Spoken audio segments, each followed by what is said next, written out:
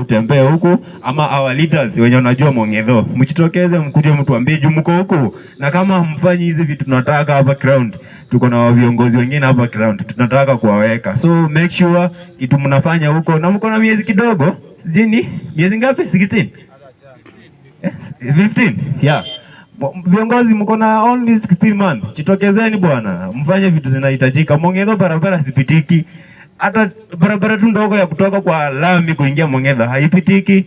So make sure mnakuja ground, na msikuja ground kutupea unga, tutachukua na tutakataa kukula, but tunataka kuona mahali tunapita na wananchi wetu wako sawa.